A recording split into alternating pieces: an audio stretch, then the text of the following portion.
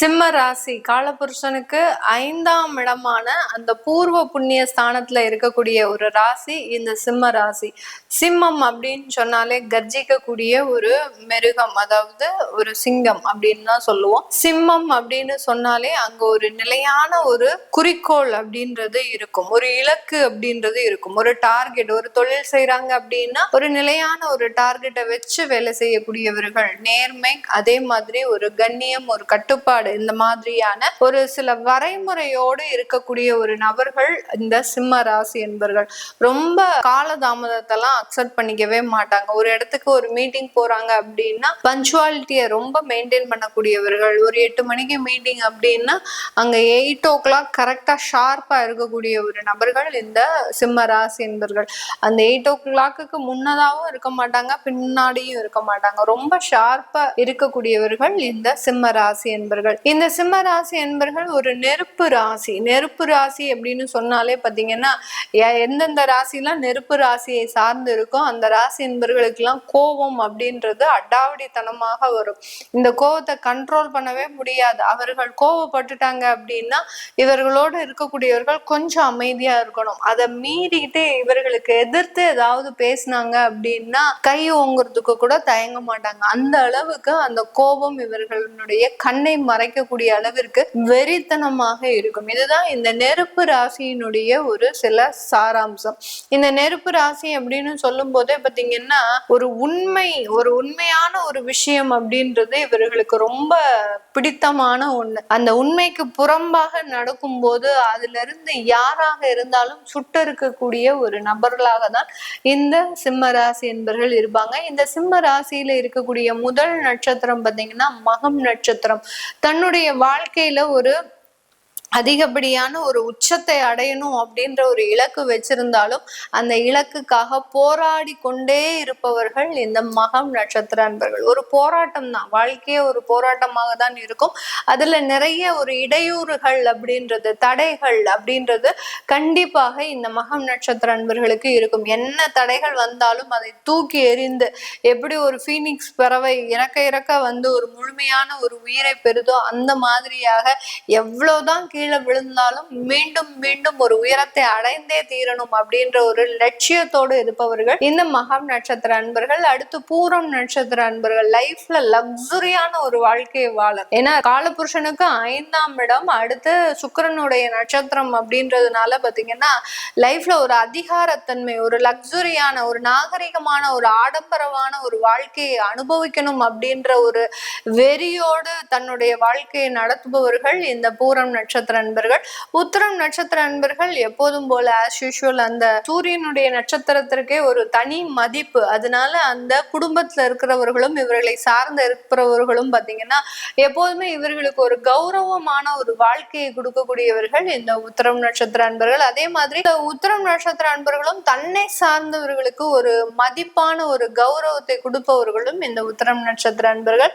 ஒரு குடும்ப பொறுப்பு அப்படின்றது அதிகப்படியாக சுமப்பவர்களும் இந்த உத்திரம் நட்சத்திர அன்பர்கள் தான்.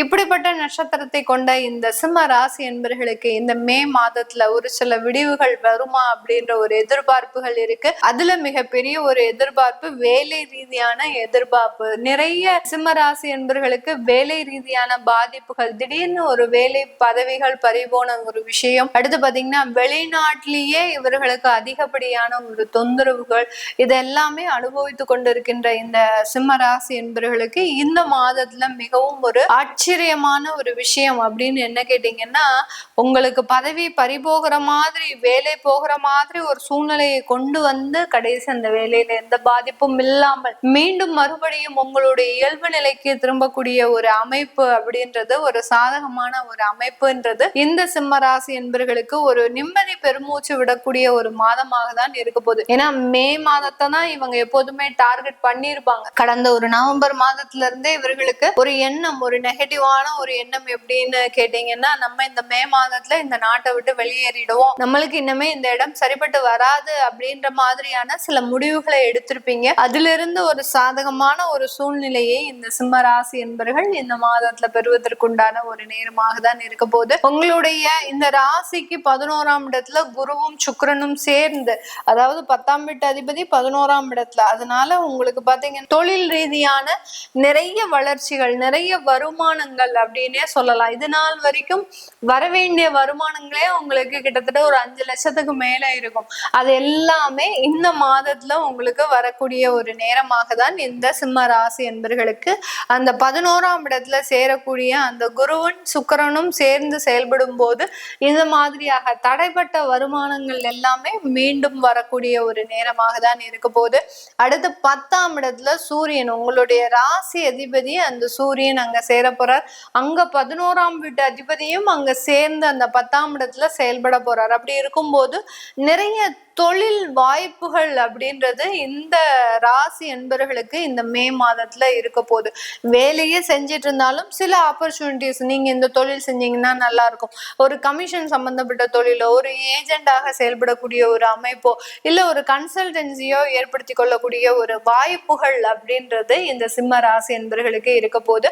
அதே மாதிரி அரசாங்க உத்தியோகத்துல இருக்கக்கூடியவர்களுக்கு நல்ல ஒரு பதவி உயர்வுகள், இந்த மாதிரியான ஒரு பதவிகளை நீங்க பார்த்திருக்கவே மாட்டீங்க. அந்த மாதிரியாக உங்களுக்கு உண்டான ஒரு நாலேஜுக்கு, உங்களுக்கு உண்டான திறமைக்கு உண்டான ஒரு அங்கீகாரம், ஒரு மதிப்பு, ஒரு கௌரவம் அந்த அலுவலகத்துல இது நாள் வரைக்கும் ஒரு ஏளனமாக பார்க்கப்பட்ட இந்த சிம்மராசி அன்பர்களுக்கு ஒரு நல்ல ஒரு உயர்ந்த பதவி, இது எல்லாமே கிடைக்கிறதுக்கு உண்டான ஒரு அமைப்பை இந்த 10ஆம் இடத்துல இருக்கக்கூடிய அந்த சூரியனும் புதனும் மிக அருமையாக, எப்படி கையில லட்டு கிடைச்சா நம்மளுக்கு எவ்வளவு ஒரு பெரிய ஆனந்தமாக இருக்குமோ அந்த அளவுக்கு எல்லாமே கைமேல் பலன் வந்து சேரக்கூடிய ஒரு மாதமாக தான் இந்த சிம்ம ராசி என்பவர்களுக்கு இருக்க போகுது. இது எல்லாமே உண்மையா, இதெல்லாமே கற்பனையா அப்படின்னு நினைக்கக்கூடிய அளவிற்கு அந்த கேது என்ற அந்த கிரகம் பாத்தீங்கன்னா அந்த ராசியின் மீது இருக்கிறதுனால சில சஞ்சலப்புகள் அப்படின்றது, ஒரு சலசலப்பு இருந்துகிட்டே இருக்கும்.